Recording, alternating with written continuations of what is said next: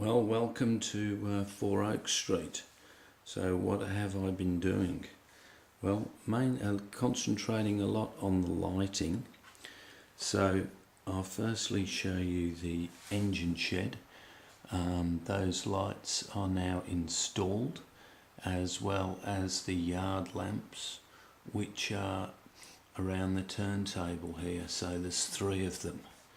So what I've done, I bought these lights online, but I wasn't too happy with the ladder.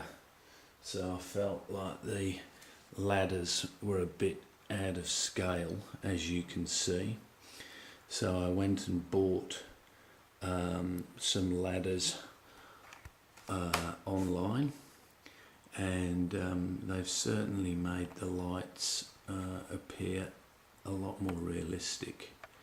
So I've installed the switch on my panel. So here's the lights. And you can see that we've actually got, probably can't see, but there's actually those lights inside the engine shed. So quite pleased. I've also been able to, around the back of the station area here, put the lights together. Also done a couple of the Metcalfe buildings just to see how that area is going to look.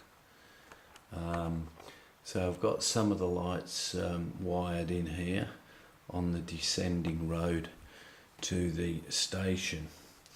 So initially I had intended there at the back of the station to have that sort of as a dead end, but now I've decided I'm going to have a road go through that cutting and ascend up to where those houses are at the back, and join, I suppose, the main street, which will run on top of the viaduct, for want of a better word,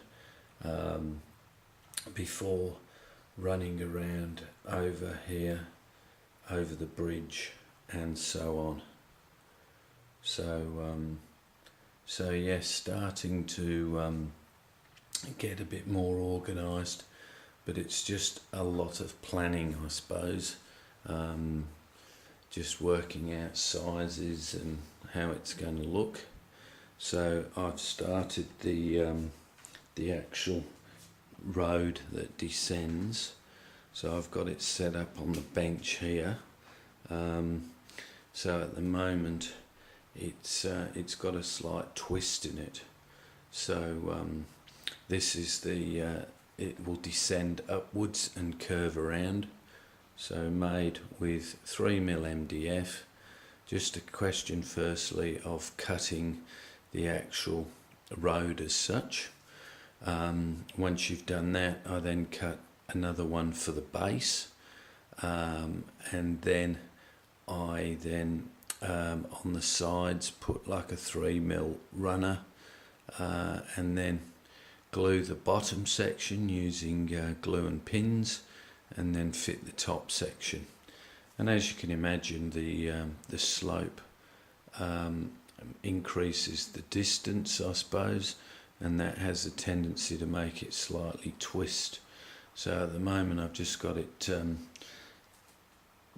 not bolted down, but clamped down, and then it will be a matter then of covering it with brick paper, and once covered with brick paper, it will then take the road from this section here up to the curve, which will then mean that will then go up to that housing estate.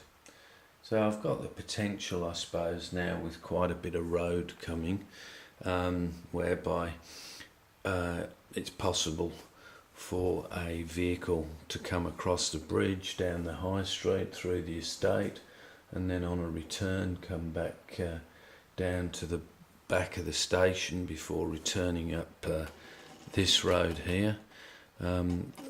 Almost thinking, should I cut the groove for the fella vehicles, so I could have potentially 2 or 3 vehicles roaming.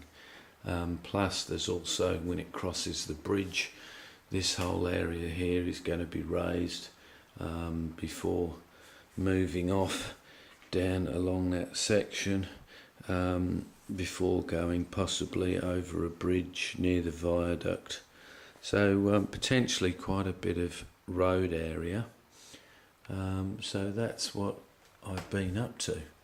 So once I get that road in, I can then start then working on the roads at the top, and then pick the area I'm going to work on.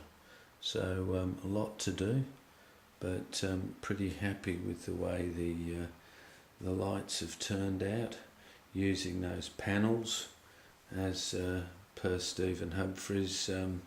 Yeah, I bought them quite a while ago, very reasonably priced.